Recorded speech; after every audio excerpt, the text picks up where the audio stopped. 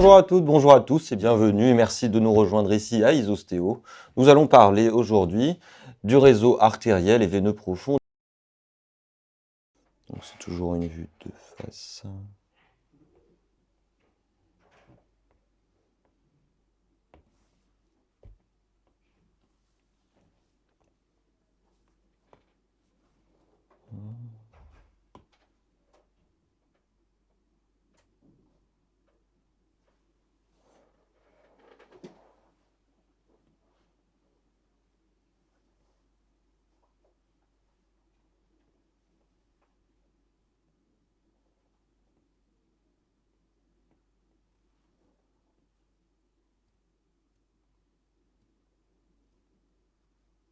Voilà.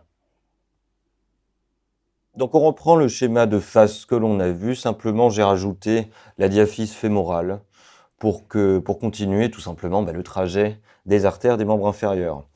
Donc je ne l'ai pas dit, mais simplement les artères iliaques externes et la veine iliaque externe, elles cheminent en profondeur au niveau du bassin, elles vont vraiment longer le détroit supérieur. Donc l'artère iliaque interne, elle naît en regard de la sacro-iliaque ici. L'artère iliaque externe, elle fait un trajet vraiment comme ceci. Donc on ne la retrouvera pas ici, elle n'est pas palpable, elle est trop profonde. Donc une fois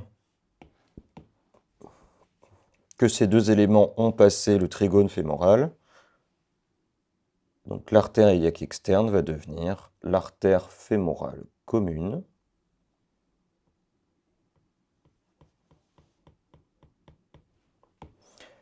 Et en dedans, la veine fémorale commune. Je ne voulais pas la mettre sur ce calque-là. Je dessine rapidement. Voilà. Donc en dedans, veine fémorale commune. Ici, artère fémorale commune, accompagnée en dehors, au niveau du trigone fémoral, par le nerf fémoral, qui va innerver la loge antérieure de cuisse, issue des racines L2, L3, L4. On a parlé du trigone fémoral, mais nous n'avons pas décrit les limites, on va le faire maintenant. Donc le trigone fémoral est une région anatomique, limitée en haut par le ligament inguinal que l'on a mis en évidence. En bas et en dedans, il est limité par le muscle long adducteur, donc qui part de la branche inférieure du pubis, pourtour du foramen obturé partie antérieure, terminaison sur la partie moyenne de la ligne âpre.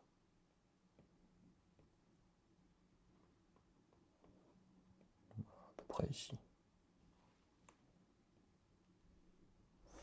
Donc ici, c'est le muscle long adducteur qui forme la limite supéromédiale. La limite latérale, c'est le muscle sartorius, qui part de l'épine iliaque antéro-supérieure, qui va avoir un trajet en S italique. On va faire un petit peu mieux. Ancien muscle couturier.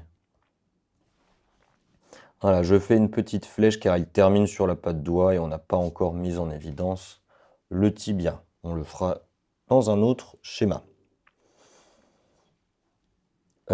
Ici, donc, le trigone fémoral qu'on peut faire apparaître ici. Donc, tout simplement, le trigone fémoral, c'est donc cette région anatomique. C'est là où vous avez les artères veines fémorales communes, l'artère fémorale commune. Donc, c'est à ce niveau-là que débutent les chirurgies cardiaques endovasculaires.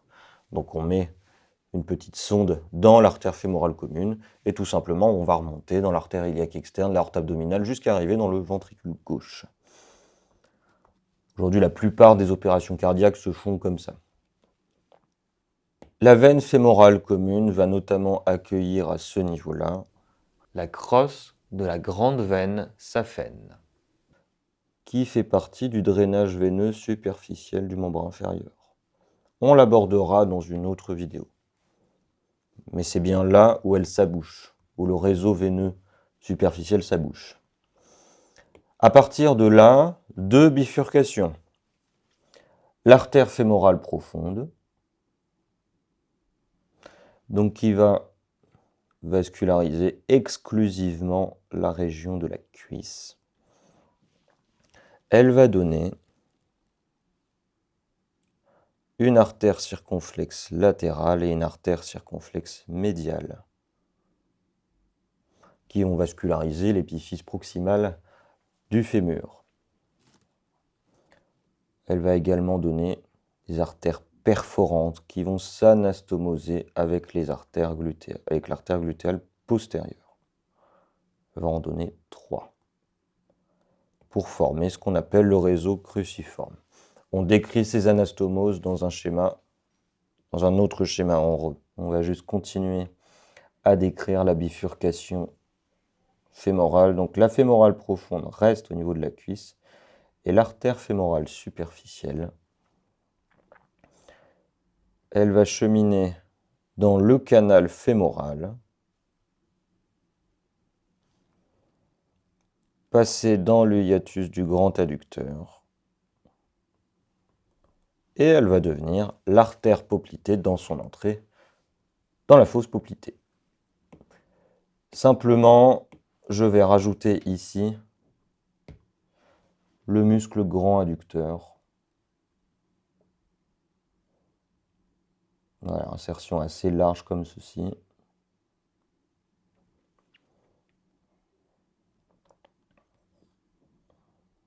Ici, c'est son insertion sur la ligne âpre. Et il va terminer au niveau du tubercule de l'adducteur et former un hiatus. C'est dans ce hiatus que va passer l'artère fémorale superficielle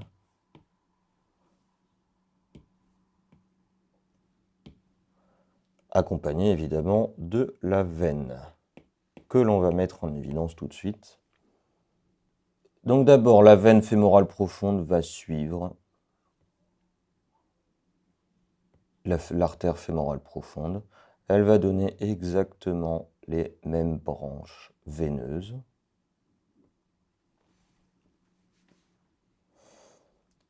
Et la veine fémorale superficielle, elle va suivre l'artère fémorale superficielle et va devenir la veine poplitée dans son entrée dans la fosse du même nom. Les phlébites, bien que plus fréquentes au niveau de la fosse poplitée, peuvent arriver en regard du creux inguinal, au niveau soit de la veine fémorale commune, soit des veines fémorales superficielles ou profondes. Donc je rappelle que c'est une inflammation du tissu veineux qui peut conduire, si un caillot se trouve bloqué dans la veine et qu'ensuite il repart dans la circulation, il peut bloquer notamment les artères pulmonaires et créer ce qu'on appelle une embolie. Le pronostic vital est bien sûr engagé, c'est une pathologie qui nécessite un traitement en urgence. Donc très fréquente au niveau du pli poplité, du creux poplité, mais ça peut également arriver au niveau du ligament inguinal. On va maintenant aborder le canal fémoral d'une part, et ensuite on abordera donc d'abord le canal fémoral pour le trajet de la fémorale superficielle, et ensuite une petite coupe pour pouvoir visualiser, une petite coupe sagittale pour visualiser le réseau cruciforme. Donc pour le canal fémoral, on va faire une coupe. On va faire une coupe transversale pour le visualiser. Donc ici, on sera en antérieur, ici. Et ici en latéral. Alors, hop.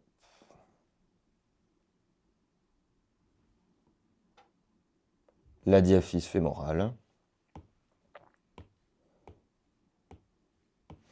Avec en antérieur, en avant, les chefs quadricipitaux, ici, vaste intermédiaire. Le vaste médial. Le vaste latéral.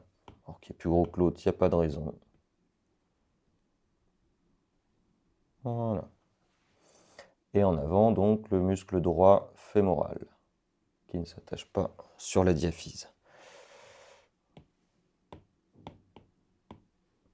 Voilà pour les chefs du quadriceps. En arrière, vous avez les ischio-jambiers. Ici, le courbiceps.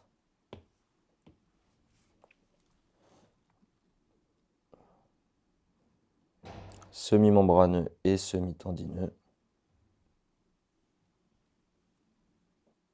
Ici, le grand adducteur. Voilà, que je fais de la même couleur, je fais les muscles postérieurs de la même couleur. Ici, il nous manque simplement à mettre en évidence les autres limites du canal fémoral qui sont donc le vaste médial, le grand adducteur, ici le muscle gracile et ici le muscle sartorius. Rapport très important, le sartorius, c'est notamment lui qui va recouvrir le canal fémoral, donc qui est situé médialement, et c'est bien en son sein que va passer ici artère fémorale superficielle, veine fémorale superficielle, qui vont cheminer avec un petit nerf, le nerf saphène interne,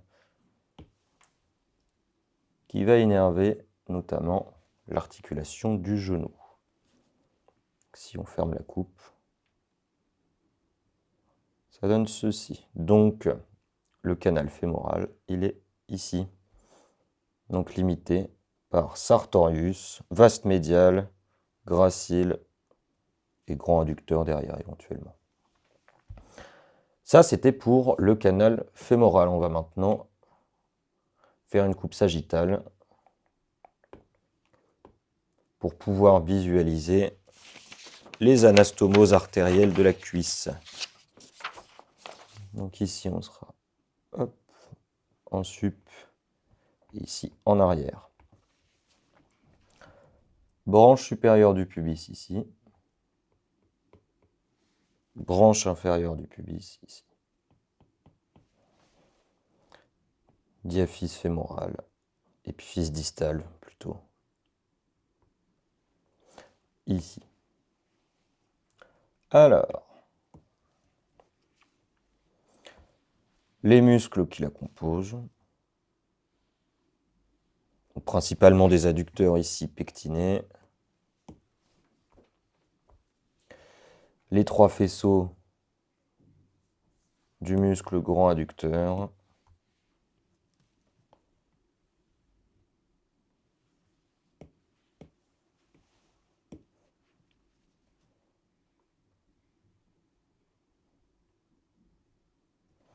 hop,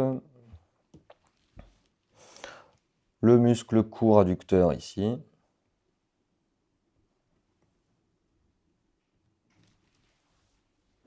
plus haut.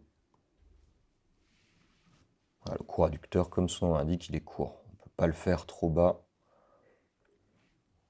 Ça rendrait le schéma moins juste.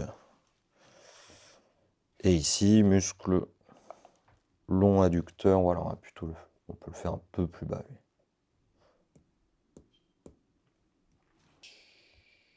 Donc ici, une systématisation des muscles pour montrer leur vascularisation. Donc ici, artère iliaque externe d'abord, qui devient artère fémorale commune. La fémorale superficielle, hop, elle ne fait que passer dans le hiatus de l'adducteur, et ici, elle devient l'artère poplitée. Donc ici, les artères circonflexes latérales et médiales. Voilà, avec la fémorale profonde qui naît ici. Une perforante qui passe entre les deux chefs du muscle court adducteur, entre les faisceaux 1 et 2 du muscle grand adducteur, les deux autres faisceaux. Ils vont les perforer, d'où le terme artère perforante, parce qu'elle perfore les muscles adducteurs pour s'anastomoser avec l'artère glutéale inférieure qui est elle, en situation postérieure et donc qui va s'anastomoser comme ceci. Hop, et une petite anastomose avec la fémorale superficielle. L'avantage d'un tel réseau, c'est que toutes les artères communiquent ensemble. Donc, en cas de problème d'une artère, eh bien, vous avez tout ce réseau riche qui est capable de prendre le relais. Eh bien, les veines, c'est un petit peu la même chose. En cas de thrombose veineuse, vous avez un réseau veineux suffisamment riche pour pallier à un éventuel dysfonctionnement veineux. À condition bien sûr que ce ne soit pas toutes les veines. Donc ce réseau cruciforme, il est notamment utilisé dans le cadre des chirurgies mammaires, dans le cadre de reconstruction mammaire, grâce justement à la richesse de ce réseau vasculaire. Le sein étant très vascularisé, il a besoin d'un tel réseau pour pouvoir fonctionner. Eh bien le réseau cruciforme est fréquemment utilisé. En revanche, donc là, on a terminé pour la cuisse.